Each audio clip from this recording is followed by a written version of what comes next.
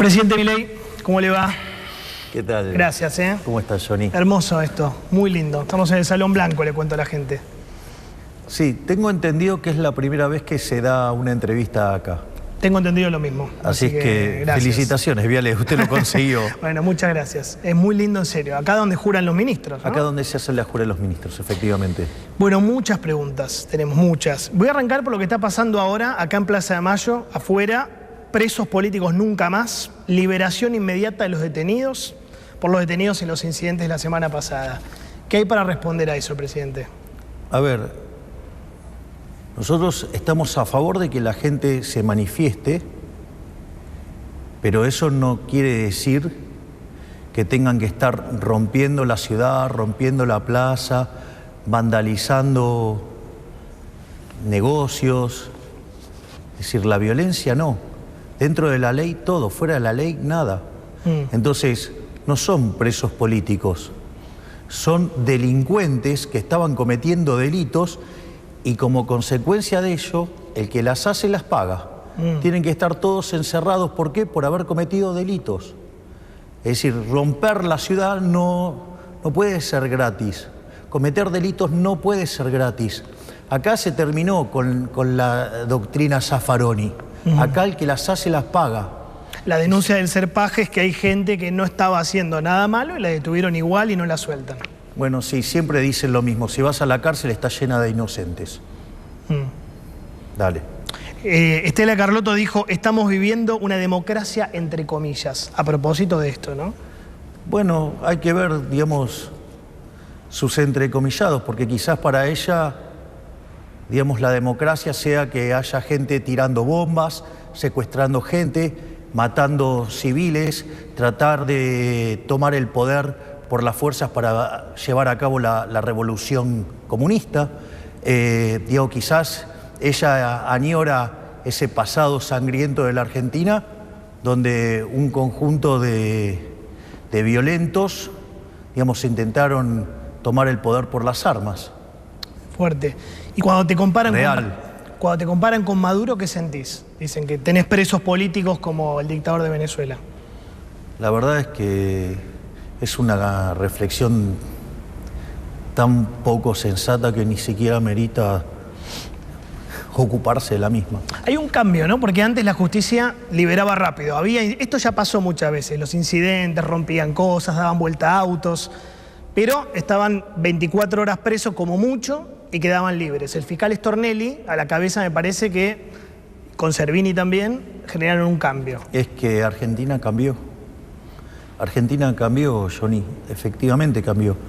Las urnas pidieron a gritos un cambio. Ese cambio lo eligió más de la mitad de la población, tanto en las PASO como en la primera vuelta como en la segunda vuelta. Nada más que, digo, dentro de las opciones de cambio fueron por los argentinos eligieron una opción de cambio mucho más abrupta. Sí.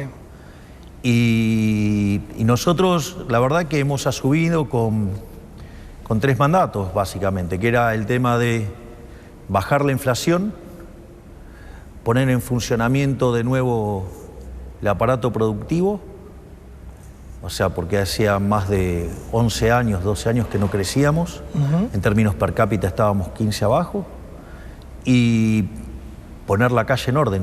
Y bueno, todo esto está sucediendo porque hoy se conoció el dato de inflación mayorista, que es del 3,5. Nosotros 3,5. Cuando asumimos la inflación mayorista era 54%, que eso anualizado te da 17.000. ¿Y ahora anualizado? 50. Quiere decir que bajamos en 5 meses la inflación del 17.000 al 50.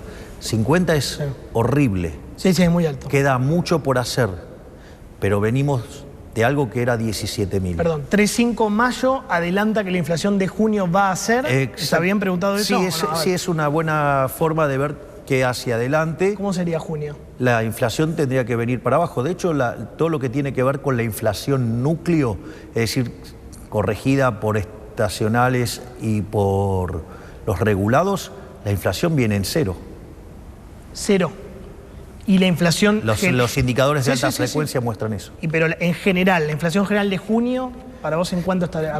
No lo sé, pero lo que sí te puedo pasar son los indicadores de alta frecuencia. Y los indicadores de alta frecuencia en todo lo que tiene que ver alimentos y bebidas y la núcleo, digamos, viene viajando a cero. Sí. Esto es muy importante porque ya van 2 meses donde el salario, la evolución de los salarios le gana a la inflación y las jubilaciones le ganan a la inflación.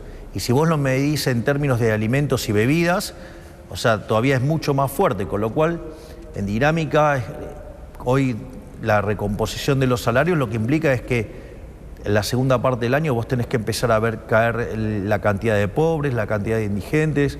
Es decir, hay una recuperación. De hecho, cuando vos mirás los indicadores de actividad, ya empezás a ver que datos de abril, porque siempre, viste, sí, es para atrás. Son muy viejos los datos. 1 o 2 meses para atrás. Exacto, pero vos empezás a ver que los datos, si bien contra el año anterior son negativos, porque la economía venía bajando, lo que vos tenés y es lo que hay que mirar, que son los mensuales desestacionalizados, esos números te empiezan a dar positivos. De hecho, lo que tiene que ver con los índices de difusión ya empiezan a pasar el 50%. Es la proporción de la serie que está saliendo para adelante. ¿Te puedo decir algo? El sueldo no alcanza. Creo que vos lo sabés. Recién un camarógrafo me decía, yo gano 700 lucas, 800 lucas, me llegó 135 de luz. ¿Cómo hago para vivir con eso? Bueno, también mirá, a ver, vos podrías en realidad pagar menos de luz, sí, como hacías con el otro gobierno, y financiarlo con emisión monetaria. Y claro, cuando en ese pasamano vos en realidad terminabas siendo más pobre. Con lo cual ese mecanismo no funciona, porque cuando vos utilizás la inflación, sustituís ese, digamos, para generar ese impuesto en otro lado, para financiarlo. ¿Cuál es el problema? El problema es que estás asignando más los recursos y eso tiene impacto negativo en términos de actividad. Es más, la propia distorsión que genera la inflación castiga la actividad, con lo cual vos tenés menos sueldo, con lo cual en el neto estás peor. Vos decís que esos 130 de luz antes se pagaban con impuestos. Con impuesto inflacionario. Con impuesto inflacionario, claro. Y en esa distorsión vos estabas peor. Por otra parte con lo cual vos no puede que no pagues por las cosas, porque esas cosas tienen un costo, obvio, entonces no son gratis. Sí. O sea, y vos las tenés que generar. Entonces, si vos no querés pagarla, entonces estás diciendo que la tiene que pagar otro. Claro. Eso, ya es una discusión muchísimo más compleja. Y no solo eso, para mí tiene que pagar el que la usa. Que parece que es lo razonable, obvio, ¿no? Sí. Y lo otro que también hay que comprender es que no es que el problema es que las tarifas en Argentina son altas. Eso es mentira. Las tarifas, cuando las mirás en los comparativos, son muy bajas. Pero ¿cuál es el problema? El problema es que hay que entender que no son las tarifas o los precios. El problema hay que entender es que los salarios son bajos. Eso. Y los salarios son bajos. Son bajos los salarios, sí. Los salarios son bajos porque vos durante 20 años viviste comiéndote el capital atrás de un populismo absurdo que lo que hace es estimular el consumo, por lo tanto castiga el ahorro. Al castigar el ahorro tenés menos inversión. Además, como han violentado sistemáticamente los derechos de propiedad, la inversión fue mucho menos de la que debería ser. La capitalización de la economía es baja, la productividad es baja y como consecuencia de ello, los salarios son bajos. Te entiendo. ¿Y cuándo los salarios van a ser mejores en Argentina? En la medida que vos empieces a crecer. Y nosotros estamos haciendo mucho para eso. Porque primero se terminó acá la joda de no respetar los derechos de propiedad. Acá los derechos de propiedad se respetan. Primer punto, digamos, eso es a rajatabla. Segundo punto, una de las cosas que estamos haciendo para mejorar el funcionamiento del sistema económico es eliminar la inflación. Sí. Algo en lo cual estamos siendo exitosos y reconocidos internacionalmente. No solo eso, sino que además, entonces, respetar el derecho de propiedad, bajar la distorsión que tiene la inflación en una economía que durante tanto tiempo se comió el capital, tiene implícito que los retornos en esta economía son altos, con lo cual eso favorece la inversión, la creación de empleo y salarios más altos. No solo eso. Otra cosa que nosotros estamos haciendo es bajar el riesgo país. Sí. Nosotros llevamos 5 meses seguidos de equilibrio financiero. Ahora subió de vuelta el riesgo país. Subió después de las dudas con la ley de bases. Y bueno, digamos, lo que hizo la política no es gratis. Estábamos camino a romper los 1000 puntos básicos de riesgo país. 1300, 1400, bueno, depende del día. La política se metió en el medio y hizo saltar el riesgo país hasta 1600. Pero ¿por qué ya se aprobó la ley de bases en el Senado? ¿Por qué no baja? Porque la política todavía hay un intento flagrante de desestabilización por parte de actores políticos por romper el equilibrio fiscal. En ese sentido, nosotros sabemos que eso tiene varias consecuencias negativas. La primera es que mantiene alta la tasa de interés y consecuentemente hace que la salida sea más lenta. Es decir, todo ese jueguito que hacen los políticos para felicitarse entre ellos, lo paga la gente. No solo eso, sino, nunca la paga la política. Este es el primer gobierno que se la hace pagar a la política.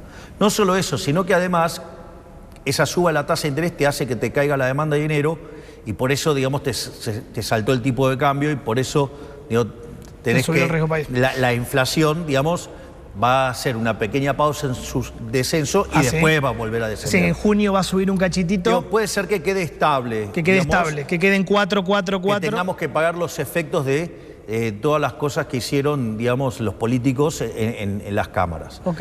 Alberto Fernández, expresidente en X. Tratar de terroristas a quienes se manifiestan en contra de la sanción de una ley, muy dañina a mi juicio, es inadmisible. O sea, no puedes tratar de terroristas a la gente. Que le pregunte al hombre que le quemaron el auto, a ver qué opina. Al periodista. Sí, claro, que mire las imágenes de lo que fue ese día. Lo que pasa es que, claro, puede ser que para personas con intenciones golpistas y con abstinencia de poder... ¿Lo decís por Alberto Fernández? Por el peronismo en general, la parte, no racional, ¿no? A Macri también le tiraron 14 toneladas de piedra. Bueno, o sea, ellos intentaron hacer lo mismo. Ellos están intentando hacer un golpe desde el primer momento. ¿Ellos quiénes? Ya dijiste el peronismo no racional, pero ¿quién? El kirchnerismo. ¿El kirchnerismo? Lo que menos se imaginaron es que nosotros efectivamente teníamos un programa económico consistente, muy duro en lo fiscal, muy inteligente en lo monetario, y en toda esa situación nosotros logramos recomponer el equilibrio fiscal. De hecho, decían que era imposible lograrlo en un año, que era nuestra meta. Los mismos que ahora nos critican, y hacen todas esas críticas, tenían un ajuste que no superaba un punto del PBI, o sea, la deshonestidad intelectual de algunos economistas es verdaderamente extravagante, y nosotros lo logramos en el primer mes de gestión. O sea, en enero las cuentas públicas estaban en orden, primero dijeron que había sido una cuestión estacional, en febrero lo replicamos, en marzo lo replicamos, en abril lo replicamos, en mayo los números son espectaculares, y junio, que es un mes que estacionalmente te juega en contra, con todo el superávit que hemos acumulado, cuando cerrás el semestre vamos a estar muy arriba. Junio no te va a dar superávit, por el pago de aguinaldos. Claro, exacto. Junio te va a dar déficit. Claro, por una cuestión de estacionalidad. Okay. Pero cuando vos tomás el semestre, vos tenés estacionalidad en las cuentas. Okay. Lo que importa es, en el semestre... Pero vuelvo al tema del golpe o el supuesto golpe. El senador Cuader, que es peronista, dijo, la consigna era que explote todo, se rechace todo, estoy hablando de la ley de bases, porque al otro día el país se iba a disparar con corridas bancarias e iba a entrar en una crisis peor. Lo dice Cuader. Bueno, pero te lo están confesando, que esa es justamente la vocación de los kirchneristas. Y nosotros... ¿Se caía la ley en un momento? Mira, nosotros sabíamos que estaba para que quedara empatada. Estaba 36-36. Sí, nosotros teníamos conciencia de ello, eso ya implicaba que nosotros ganábamos la votación, eso nosotros lo teníamos. ¿Y vos le dijiste claro. victoria desempatada vos? Mira, a mí vos sabés que les cuento cómo funciona, quizás la gente no sabe. Yo me podría haber ido de viaje. Sí. De hecho, te ibas de viaje. Claro, yo me iba a salir a las 9 de la noche. A Italia. Sí, y a mí me pareció que, si yo me iba, quedaba presidiendo la Cámara Abdala. Sí. Entonces iba a votar como senador, quedaba empatado y después iba a desempatar. Sí. Pero me pareció que era lindo que Victoria estuviera ella en un momento tan importante para la historia argentina, porque esto va a implicar desde lo normativo el cambio en la Argentina. Para que te des una idea de lo importante de esto, Mira. esta reforma es 5 veces más grande que la de Menem. Sí, te escuché. Y que fue la más grande de la historia. Y si sumás el DNU, es 8 veces más grande. Sí. Entonces... Pero vos decidiste que Villarruel desempate. Entonces, pues podrías haber dicho, no, me voy, que quede Villarruel a cargo del Ejecutivo. Yo hablé con Guillermo Francos. y le pedí que me diera un estimado de a qué hora.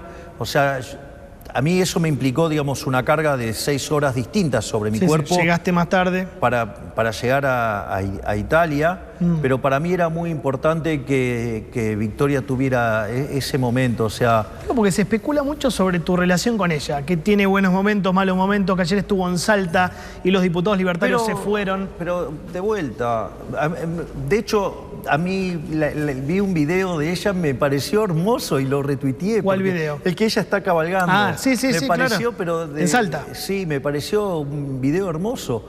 Y bueno, no sé, dicen estas cosas, yo no sé de dónde las sacan. Dicen que vos tenés miedo a que ella esté atrás de un golpe, etcétera. Digamos, y entonces, ¿para qué le voy a, digamos, me hubiera subido al avión y que votara Abdala? Si total... ¿Confías en ella?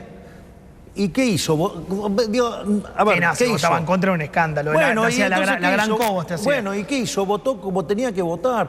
Y me paré, y aparte, digamos, cuando hubo que bancar la parada, la bancó. Entonces, entonces se la pasan creando fantasmas que yo creo que lo hacen como parte de tratar de desestabilizar al gobierno. O sea, creo que es parte de la runfla golpista. Capítulo La Iglesia y el Papa. Un lío esta semana y la pasada. ¿La Iglesia está jugando política? Así te lo pregunto. ¿Está jugando políticamente? Cuando ves las misas, militantes, el Papa con Kicillof. A ver, yo tengo... No creo que toda la Iglesia sea lo mismo. No, claro. Entonces, hay partes que sí juegan activamente, hay partes que no.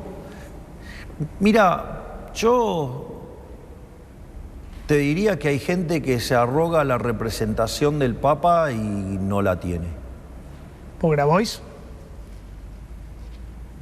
Yo creo que no solo Grabois. A ver, te estoy tratando de entender. Digo, me parece que no le debe resultar nada simpático al Papa Francisco que aquellos que dicen defender a los pobres roben usando a los pobres de escudo. Eso es un nivel, eso es una perversión muy propia de la política y que no es monopolio del peronismo. Eso lo está diciendo por Grabois. No solo por Grabois. Estoy hablando ahora, esto, lo que voy a decir es más general y vale para muchas partes de la corporación política que tienen negocios aledaños a la política, donde toman una causa noble, promueven que esa causa sea apoyada por el Estado y después crean un montón de kioscos. Y cuando vos vas a atacar al kiosco, entonces, ¿qué te dicen? Insensible, no querés esto, odias a los pobres, lo cual es toda una mentira. Claro. En realidad el problema es que le estás quitando el curro y están pataleando porque le quitas el curro. Y eso no solo obedece a esferas del peronismo o de la política social nada más. Tiene que ver por dónde ande el gasto público. ¿Y vos decís que eso al Papa no le gusta? ¿O te habrá llegado esa información? Obvio que no le gusta. Que usen a los pobres, digamos, para... Bien, pero él, yo te entiendo, pero él se sacó la foto con la bandera de Aerolíneas. Me parece que... El día de la ley de bases. Digamos, puede también tener una opinión distinta, ojo, ¿no? Porque en algunas cosas tiene una opinión distinta. Entonces, bueno, también es válido. O sea, entonces hay gente que tiene, digamos, o sea, yo no comparto muchas cosas, pero bancás la opinión distinta del Papa, pero del que sea. Pero entiendo que pueda pensar distinto. O sea, Y lo de las misas militantes, que viste, la patria no se vende, en 2 iglesias importantes de la ciudad. A mí me parece que no es el ámbito, pero esa es una opinión mía. De vuelta, pero nada, digamos, no me parece que sea el ámbito. No creo que un ámbito espiritual sea un ámbito para la política. Pero nada, tiene que ver con mi forma de vivir la espiritualidad y hay gente que la puede vivir de otra manera. Entonces, yo no lo haría, yo no participaría, pero tampoco afecta mi derecho a la vida, ni a la libertad, ni a la propiedad, con lo cual... Libertad. Claro, es decir, digo, te puede gustar más o menos, muy bien, pero yo no lo haría así.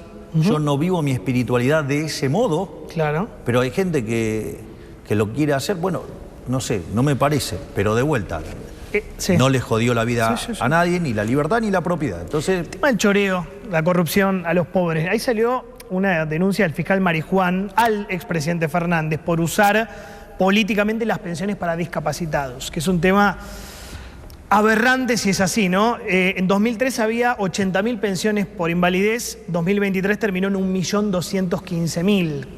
Se supone que ese segmento de la población tiene una determinada representación y por una cuestión de grandes números es un número bastante estable. Sí, bueno, acá hay un salto fenomenal. Cuando vos mirás la tasa de crecimiento de las pensiones y lo comparás contra el número de la población, me parece que hay cosas raras y hay que mirar, ¿no? Es decir, aparte, digamos, cuando vos mirás los números, tenemos números peores que países que tuvieron una guerra. Entonces, claro, es llamativo. Es llamativo, ¿no? Es llamativo. Grabois dijo, en la oficina del presidente, allá, hay mucha frula y ginebra. Son un pabellón del Borda. A ver. Bueno, es la opinión de Grabois. ¿Qué le voy a hacer? O sea, vos viniste varias veces a... Sí, no. Frula, frula creo que es droga, me parece que bueno, se por eso, digamos... Ginebra, no sé. Ginebra, qué sé yo. Digamos, pero lo que está tratando de decir es como no tomo alcohol. Claro. Quizás para él eso sea una locura, qué sé yo, no sé. ¿El gabinete cómo está? ¿Sturzenegger va a entrar al gabinete? Sí, la idea es que Federico entre. Lo que sucede es que primero que yo estuve afuera. Sí. Segundo es que estamos definiendo las funciones, porque lo que hay que comprender es que cambió la naturaleza de la jefatura de gabinete. Sí. Digamos, antes el jefe de gabinete era una suerte de superministro que tenía un montón de cosas, sí. y Guillermo es más un ministro coordinador. Entonces, porque eso nos permite agilizar mucho más el funcionamiento del Estado, que las cosas salgan mucho más rápido. ¿Sturzenegger qué va a hacer? Sturzenegger va a estar ocupado en todos los que tiene que ver con la desregulación y con la liberalización de la economía. ¿Va a ser ministro, secretario? No, él va a ser ministro. ¿Va a ser ministro? Va a tener el cargo de ministro. Sí, claro. Federico es uno de los es uno de los economistas más brillantes del planeta. ¿Y Caputo? Es el mejor ministro de Economía de la historia argentina. ¿Se pueden convivir tranquilamente? Sí, claro, de hecho... leo notas, dice Sturzenegger, está peleado con Caputo. Mirá, a ver, que digan lo que quieran, ¿sabes? Acá hay un jefe. Sí, Karina. Nada, mentira. Sí, bueno, sí, digo, sí. Pues, digo, y ese jefe soy yo. Ok. Y además soy economista. Entonces, nadie va a violentar los logros de Toto. O sea, nadie. Es decir, usaré un término un poquito más vulgar y grosero, pero... Usalo. Nadie le va a tocar el culo a Caputo acá. ¿Quién le quiere tocar el culo a Caputo? No me importa, le corto la mano. Wow. ¿Está claro? Te pusiste fuerte. O sea, entonces, ¿por qué? Digamos, porque la relación simbiótica que yo tengo con Caputo, digamos, no está, digamos... ¿Hay gente del gobierno que le quiere tocar el culo a Caputo? No, nadie. Digo, cuando vos mirás el gabinete, la reunión del gabinete, es un bloque sólido. Digamos, el compromiso, digamos, es de todos. Y entonces, no me van a tocar a ningún ministro. O sea, y... A Petovelo casi la hacen renunciar, estuvo ahí, está? Está. Ah, ok, listo, dale. Sí, pero pará, vos sabés que lo de Petovelo fue bravísimo, ¿no? Bueno, pero el punto es, ¿qué hacemos? ¿Bajamos la bandera de pelear contra la corrupción? No. Es decir, porque es muy cruel lo que le han hecho a Petovelo, ¿no? Pero ¿sabes cuál es el problema? Sí. Es que estamos eliminando curros y los que manejan los curros, Dios, se sienten tocados. Además, digamos, no hay que olvidarse que la provincia de Buenos Aires da pauta. Sí. Entonces pone mucha plata y obviamente para torpedear al gobierno nacional. Bueno, Dios, son las reglas de juego, ¿qué se le va a hacer? Yo sé que la pasó mal Petovelo y que estuvo cerca de renunciar. Me consta eso. Bueno, pero ella sabe que yo no le iba a soltar la mano. Ahora, vuelvo a lo de Caputo, ¿no? Fausto Espotorno, un economista, qué sé yo, muy reconocido, dijo, el programa de Caputo es de transición. Después vendrá uno más mileicista. ¿Qué significa eso? Yo leí la declaración de Fausto. Sí. En realidad nosotros estamos saliendo del infierno. Sí. Y nada, y ahora estamos empezando a construir un programa de crecimiento económico. ¿Pero después se va a ir Caputo? No. No. De vuelta, sostengo que es el mejor ministro de Economía de la historia. ¿Qué? Porque lo que está logrando, porque esta es la parte más interesante, hay gente que es muy deshonesta intelectualmente, porque si vos tomás la caída de la inflación de los mayoristas contra, digamos, del 17.000 al 50, quiero ver quién tuvo semejante logro. Pero al margen de eso, hay otras cosas. Los grandes programas de estabilización exitosos de Argentina antes tuvieron una mega crisis inflacionaria. Por ejemplo, la convertibilidad antes tuvo 2 hiperinflaciones. Sí. ¿Y eso qué hizo? Licuó las tenencias de saldos reales y por ende, digamos, vos tenías mucho para rebotar en términos de demanda de dinero, lo cual te facilita mucho la estabilización. No solo eso, hubo expropiaciones, llámese el Plan Bonex. Hubo alguna suerte de controles de precio de inicio donde todo se controlaron. Y de hecho se controló una de las variables más importantes de la economía, que era el tipo de cambio. Nosotros hicimos todo eso sin reservas, sin el poder político, porque no es que la política fue neutral frente a nosotros, sino que además fue la máquina de impedir. Y a pesar de todo eso lo logramos. Mondino, ¿algún cortocircuito? Hubo también versiones de que se va... A ver, la Cumbre de la Paz era un evento importante. Sí. Y mientras que yo estaba declarando, estaba mi hermana y ¿quién más? Mondino. Listo, dale, se acabó la discusión. Escuché, Scioli, Demian Reidel, Gerardo Huertin... No, se queda Mondino. Pero de vuelta. ¿Qué hacía ahí? ¿Estaba de adorno? No, yo pregunto porque son... Digo, pero esas 2 sillas, ¿quién crees que determina quién Vos. se sienta? Ok. ¿Y quién estaba? Mondino. Listo, dale. Se queda Mondino. Tema Alperovich, ahora son las... En esto estamos grabando, son las 5. A las 20 se conoce el veredicto en la causa por presunto abuso sexual. Del ex va a ser a las 8 o 9, cuando ya estemos poniendo al aire la nota, va a ser algo muy fuerte. Digamos, no me meto con la justicia. O sea, Ok. digamos, esperemos que falle la justicia. Entiendo. Y que sea justicia. Sí, Espinosa está procesado, ¿no? Por abuso sexual. Que se haga justicia. ¿Sentís doble vara con ese tema? Bueno, digamos, la Argentina está llena de doble vara por todos lados, ¿eh? O sea, todo el tiempo, o sea, y esa es una de las cosas que hay que desterrar. ¿Por qué te peleas con periodistas de vuelta? Leí un tuit de ayer enojado con Longobardi, Lanata, Tenenbaum, Novarecio. ¿Qué pasa ahí? No, digamos, ahí la pregunta es, ¿vos me podés criticar? Sí, de hecho te critico. Bien, ok, ¿yo no te puedo contestar? Sí, claro. Y te hago Contestame. y te hago una pregunta.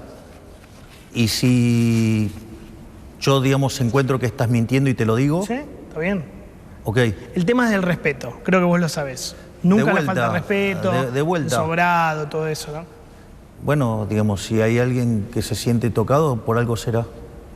Ok, pero ¿qué ganás vos peleándote con Pero periodistas? de vuelta, y si, digamos, muchos de los que mencionaste, digamos, me han calumniado, injuriado, han dicho cosas aberrantes, han dicho cosas que sabiendo que eran mentiras, se enganchan y se montan en esas mentiras. Okay. Y entonces, ¿qué digamos? O sea, que ellos son una casta superior. No hay nadie sagrado en Argentina. Digamos, que ellos pueden decir lo que se les antoje y vos no podés contestar. Sí, que podés contestar, claro que sí. Porque además, a diferencia de otros, yo lo hago desde el llano, porque yo no involucro al Estado. A diferencia de Sánchez. A diferencia de Sánchez. Es decir, si vos decís algo que yo considero que está mal, yo te contesto y te doy los fundamentos. No es que te contesto con una dominen. Es decir, ha pasado un montón de veces de periodistas directamente mintiendo y yo tener la información y ponerla a disposición para que quede claro eso está que estaban bien. mintiendo. Tal periodista se equivoca por esto y por esto y por esto. Exacto, digo, que son las veces que yo lo hice. Sí. O sea, eso es por un lado. O sea, cuando tengo el elemento probatorio de que están mintiendo, voy y lo aporto. Eso no está mal. Bueno, el tema es el respeto, ¿no? Y yo entiendo que hubo toda una época mía en la cual yo usaba un lenguaje áspero. Sí. Y también es cierto que desde que me involucré en la política, me acomodé a las reglas de juego y yo no, digamos... Porque sos el presidente. No he utilizado, digamos, ese tipo de expresiones. Entonces, digo, ahora, aún si las usara, siempre igual lo hago desde la posición del llano.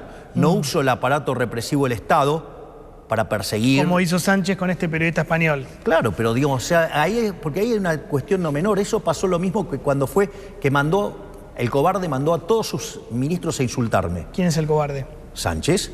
Digo, arrancó con digamos, del transporte y después, como yo no le respondía, muy cobardemente mandó a las mujeres a agredirme para después tildarme de misógino. Como no contesté después, entonces ya se sumó él. Ahora, digo, entonces la pregunta es, porque está avanzando sobre la libertad de expresión, o sea, está claro que es el modelo de Maduro el que está aplicando, ¿qué pasaría si yo hiciera eso acá? ¿Qué diría toda la banda progre? Que de progre no tienen nada, porque son progresistas que bogan por ideas que han hecho de que seamos de ser el país más rico del mundo, ser 140, o sea, con lo cual de progre no tienen nada, o sea, de progresistas, o sea, tienen la etiqueta, porque después, o sea, son recontra, digamos, retrocedatarios, qué sé yo, no sé, habría que meterle la pregunta, o sea, son los abanderados del fracaso. Entonces, digo, habría que preguntarles por qué ellos se creen por encima de todo el resto de los mortales y que pueden calumniar, injuriar, decir cualquier cosa. Digo, hay muchos de esos periodistas que cualquier peste que dijeran de mí, la levantan y la muestran como si fuera verdad. Y después cuando se prueba que es mentira, ninguno se retractó, pidió perdón ni nada por el estilo. Es decir, entonces hay muchos periodistas que son muy sucios. Entonces, acá hay algo muy interesante, porque el error es parte de la vida. Entonces vos te podés equivocar. Lo que pasa es que la característica del error, en términos técnicos, se llama ruido blanco el error. O sea, está normalmente distribuido. Entonces un día cae para un lado, un día cae para el otro. Sí. Yo me dedico a mirar esas cosas. Entonces, cuando cae siempre para el mismo lado. Un día cae para un lado, un día cae para el otro. Ok, digamos, entonces es entendible. Lo que es sospechoso es que siempre el error caiga del mismo lado. Entonces, digo, yo diría, a ver, digamos, o sea, esos periodistas, digamos, que han dicho barbaridades y mentiras y que cualquier porquería que se diga de mí la levantan como cierta, digamos, cuando se retractaron por todas las cosas que dijeron. Y sin embargo, lo único que yo hice, ¿qué fue lo único que hice? ¿Cuál fue mi única acción? A ver. Cuando hice juicio, ¿por qué? Por tildarme de nazi. Porque eso en Argentina es delito. Sí. Y hoy me parece que eso de tildar de nazi... No, eso no. Ah, bueno, pero hubo gente que lo hizo. Eso no. Y sin embargo, digamos, ahí se ponen también bien corporativos. Ay, nos demandó. ¿O acaso también está bien, digamos, la sedición y llamar a voltear a un gobierno y llamar a eso saqueos? Por un periodista, creo que es Villarroel. Yo no sé, digamos, eso es un tema, digamos, yo no... Que Cuneo Libarona lo demandó por presunta sedición. Exacto. Bueno, entonces, digo, ¿te parece normal llamar a robar supermercados, a saqueos? No, lógicamente, eso no. O sea, llamar a un golpe. Macri, ¿tu relación con Macri cómo está? Excelente, de hecho me mandó mensajes el otro día. ¿Ley de bases? No, por otros temas, así que está bárbaro eso. ¿Quiere meter gente del PRO en el gobierno? ¿Te recomienda? Digo, ahora que viene la reorganización del gabinete, te dice, Pero, no sé, ten en cuenta tal, X. Pero de vuelta, si yo, digamos, estoy haciendo una reorganización Sí. y él me puede aportar gente con experiencia... ¿Pero te lo propuso? ¿Te dijo, che, ten en cuenta a X que es muy bueno para Z? No, si yo necesito algo o alguno de mis ministros necesita algo, digamos, nos acercamos y les preguntamos si tienen alguien para esa función. Digo, ¿cuál es el problema? Ninguno. ¿Lo considerás como una especie de socio de gobernabilidad? ¿Una especie de coalición? Yo creo que es una persona que ha tenido un rol muy importante cuando fue presidente. Digo, yo creo que sin su experiencia previa el caso nuestro no hubiera aparecido. No, claro, lógico. O sea, por ende, para mí es muy valioso lo que hizo Macri, es muy valioso lo que hizo Espert, o sea, porque todo ese tipo de cosas fueron sentando las bases para que hoy podamos implementar un cambio de estas características. Espert, ¿te gusta para candidato en la provincia para el año que viene? Me dijeron. Me dijeron eso, tal vez tengo mala información. No, ¿Es buena información? Sí, es buena información. Sí, a mí me parece que José Luis es alguien que tiene muchísimo para dar y fue el que inició desde lo político el reinicio de las ideas liberales. O sea, va a ser el candidato de la Libertad Avanza en la provincia del año que viene. Bueno, digo, hay que discutir un montón de cosas, pero es tu idea. Convengamos que yo tengo un nivel de afinidad muy importante. Sí, lo vemos. O sea, no me lo descartás. No, para nada. Digo, o sea, yo tengo una excelente relación con el profe Espert. Me parece buenísimo que se haya sumado a la Libertad Avanza y particularmente pienso que es un candidatazo. Candidatazo, mirá qué título te saqué. ¿Y Adorni también va a ser candidato? No lo sé. No sé dónde tiene domicilio Adorni. Eso depende de Manuel. O sea, Manuel es un tipo maravilloso. ¿A vos te gusta? Sí, también. Otro candidatazo. Lo que pasa es que también es un gran vocero. Es un gran vocero. Se agarra en la cabeza. Pero bueno, nada, se verá. Lo perdés de vocero. Claro, sería un problema eso. Pero bueno. Pero si lo preferís de candidato, se tiene que ir de la vocería. Bueno, digamos, eso. Bueno, él también elige. Dale, digo. No, ya sé. Tienen que elegir entre los dos. Autoaumento de diputados 80%. Martín Menem y la casta. ¿Por qué? No sé, hablalo con él porque los sueldos del Poder Ejecutivo están frisados desde el mes de diciembre. ¿Pero a vos te gusta que se autoaumente el 80%? Yo puedo hablar por mis actos. ¿Yo qué hice? Ustedes están frisados. Bien, listo, se dieron el aumento, ¿te acordás? No, bueno, eso fue un problema administrativo que se resolvió en menos de 3 horas. Ok, pero a vos no te convence. Digo, un senador gana 8 millones de pesos, Javier. Bueno, ganan más que el doble que lo que gano yo. Claro. ¿Y? Bueno, no, digamos, o sea, de vuelta. Pero yo creo que es un momento difícil de la Argentina y que hay que acompañar el esfuerzo que están haciendo todos los argentinos de bien. Entonces, yo no lo avalo.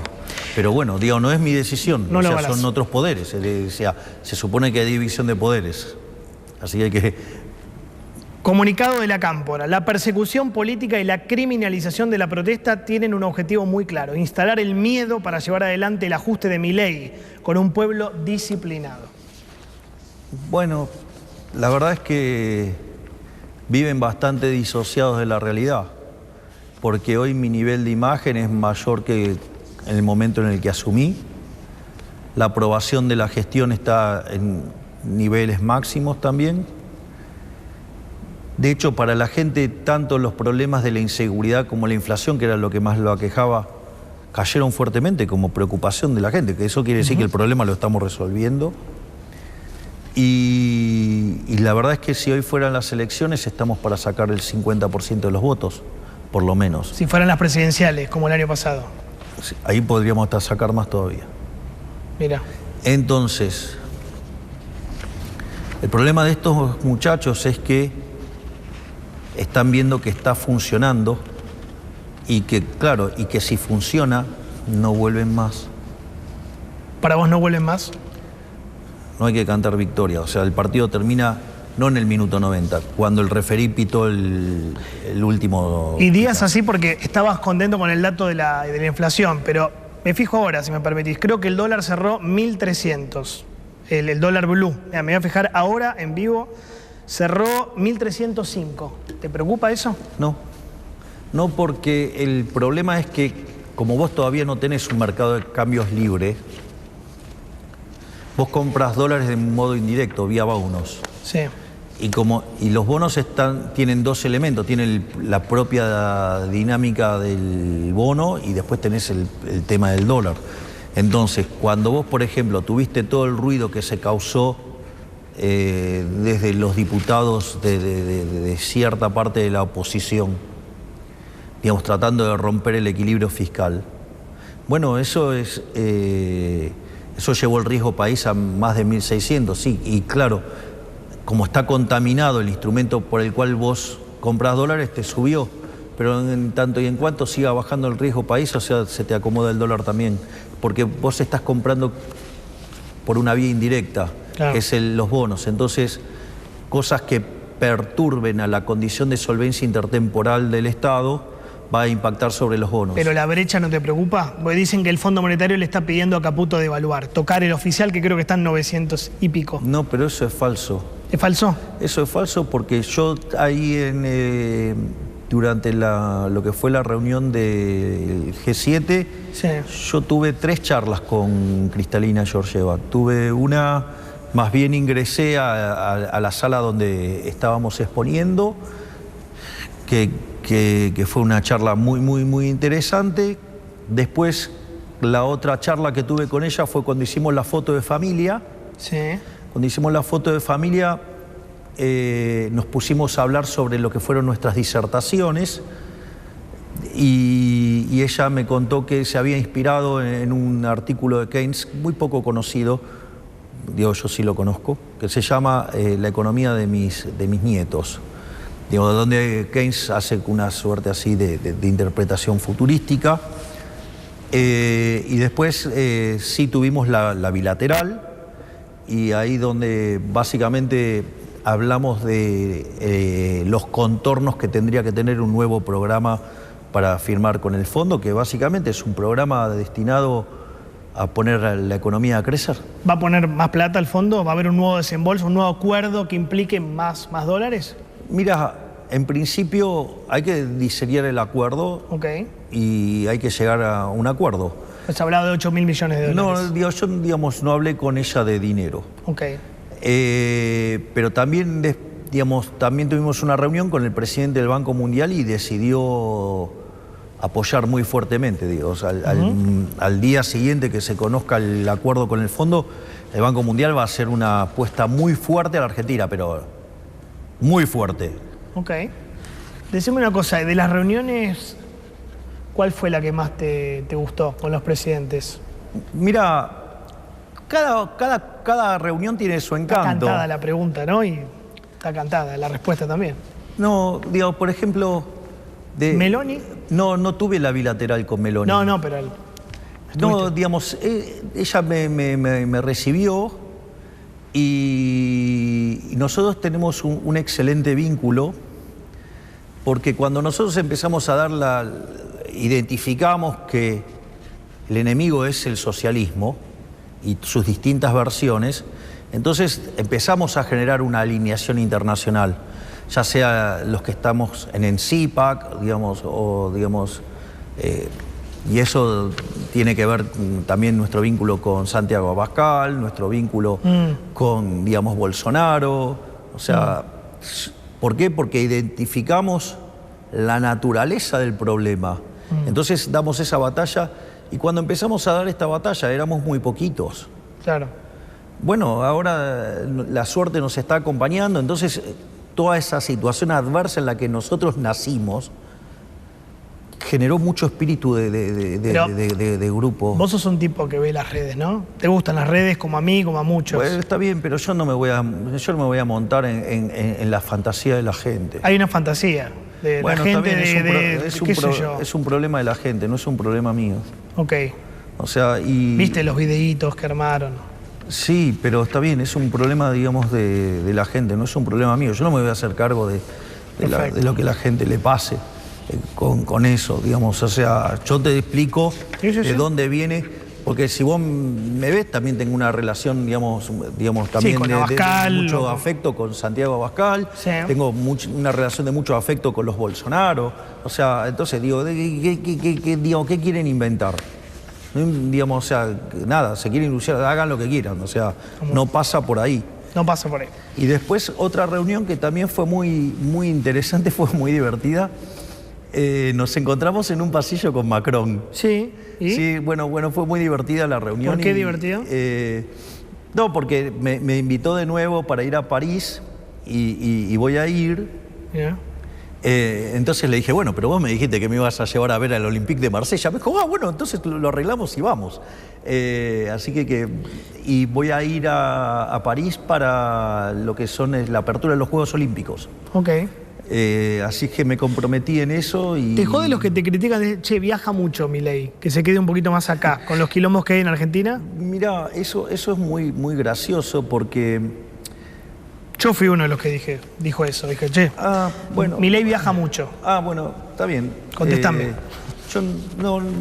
Mira, yo hago mi trabajo y viajo las veces que considero que son necesarias para trabajar. Sí. Ahí hay un tema, te voy a contar. Todo el mundo sabe, yo trabajaba en Corporación América y por cuestiones de trabajo yo tenía que viajar mucho.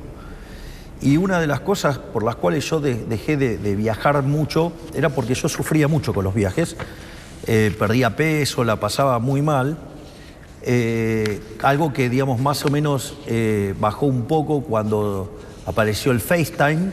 Y entonces podía, digamos, en ese momento solo tenía Conan y podía ver a Conan por el FaceTime. Pero, digamos, o sea, yo dejé de viajar, digamos, y eso me implicaba un daño económico enorme a mí, porque extrañaba mucho a Conan. O sea, imagínate ahora, digamos, que extraño por 5, porque no solo lo extraño a Conan, lo extraño a Murray, a Milton, a Robert y a Lucas. O sea, es una situación, digamos, que no es algo placentero para mí viajar, pero, digo, tengo obligaciones y las cumplo. Y otra de las cosas que hago es que en algunas situaciones donde, por ejemplo, cuando soy condecorado, me parece que eso eleva la calidad de la discusión del país. Es decir, porque aparte quisiera saber a cuántos invitaron alguna vez a estar sentado en la mesa del G7, ¿no? Y hablar un tema tan importante como es el de inteligencia artificial. Entonces, la realidad es que, mirá, no es lo mío viajar, pero lo hago porque creo que con cada una de estas decisiones he puesto a la Argentina en lo más alto. Muchos, por ejemplo, criticaron mi viaje a Davos. Sí. Bueno, mi viaje a Davos fue muy importante. Mirá el impacto que tuvo en Europa y cómo se dieron vuelta las elecciones y hundimos a los pobres progresistas, pobristas. Tengo que cerrar. ¿Te animás 30 segundos a la gente que la sigue pasando mal? Que el camarógrafo que me dijo, decirle que tira un centro a la clase media, decirle que no llegó a fin de mes, decirle que los jubilados la estamos pasando mal. Mirá, hablale a esos. Yo tengo plena conciencia de que estamos mal. Pero también es cierto que cuando asumimos, el 85% de la gente se sentía mal y hoy ese número cayó a 65%. Cuando nosotros asumimos, el 20% de la gente creía que de acá a un año íbamos a estar mejor. Ahora ese número es casi 60%. Es decir, lo que estamos haciendo es pagar la cuenta del desastre de los últimos 20 años, hasta te diría del desastre de los últimos 100 años.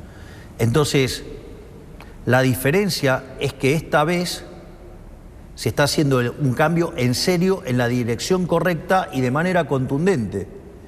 Entonces, y eso lo empezás a ver. ¿Por qué? Porque la actividad empezó a rebotar, porque lo que vos ves es que además los salarios le están ganando a la inflación, las jubilaciones le están ganando a la inflación, la economía está subcapitalizada y hay oportunidades enormes de inversión.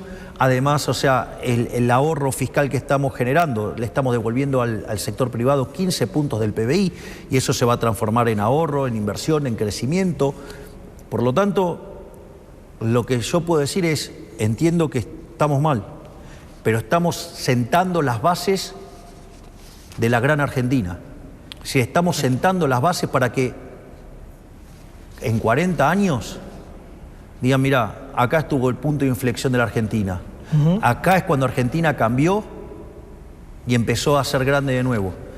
Y vos fíjate, hoy estamos en la vanguardia internacional con los temas de inteligencia artificial, y eso va a ser un tema no menor para acelerar el proceso de crecimiento y convergencia. Por lo tanto, entiendo lo grave de la situación. Lo que digo es, miremos el contrafáctico. El contrafáctico era 17.000% de inflación, 95% de pobres, caída del PBI de 20%. Mirá esto, en el peor momento del 2002, sí, el PBI cayó 16%. Sí. En el año cayó 19%, en el peor momento, en el segundo trimestre, cayó 16%.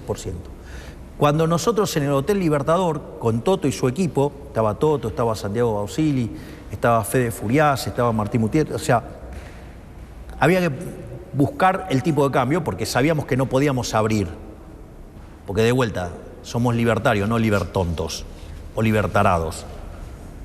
Y en ese contexto dijimos, bueno, pongamos un precio que se parezca al de mercado. Como estaba la idea del impuesto país, mientras que los economistas decían, los grandes pifiadores seriales, de esa no dice nada los periodistas, digo, porque si hay alguien que le pego es a los economistas, ¿no? Sí. Y les pego lindo y parejo, sí, los vengo atendiendo seguidito. Pero claro, como no es a ellos, ahí ni se enteran. ¿Qué dijeron los econochantas? ¿No? Hay que ponerlo en 600. Que son los mismos que en el mejor de los mundos tenían una hipótesis de inflación mucho más alta que la que tenemos y ahora se quejan del atraso cambiario. O sea, tienen modelos raros. Tienen modelos raros. Y cuando nosotros dijimos el tipo de cambio 800 y el impuesto país, o sea, quedábamos parecidos, digamos, al tipo de cambio de mercado, eso fue muy importante, porque eso, ¿qué es lo que hizo? Achicó el exceso de demanda de divisas, entonces achicó el exceso de oferta de bonos, entonces el precio de los bonos empezó a subir. Eso, digamos, implicó menores tasas de interés e implicó que la caída en actividad y en empleo y por ende en los salarios reales fuera menor. Entonces, algo que con un ajuste de 15 puntos del PBI, porque entre el Banco Central y el Tesoro llevamos 15 puntos del PBI, el PBI cayó en el primer trimestre 7%, o sea, en el momento que hicimos, sí, y ahora empezó a rebotar. Entonces, mirá cómo una decisión tan cuestionada por los econochantas, digamos, le evitó mucho daño a la Argentina. Y fíjate esto, la mejor política social que vos podés hacer es bajar la inflación, porque eso es una máquina de devolverle guita a la gente. Porque nos afanaban con la emisión monetaria 15 puntos del PBI, Johnny.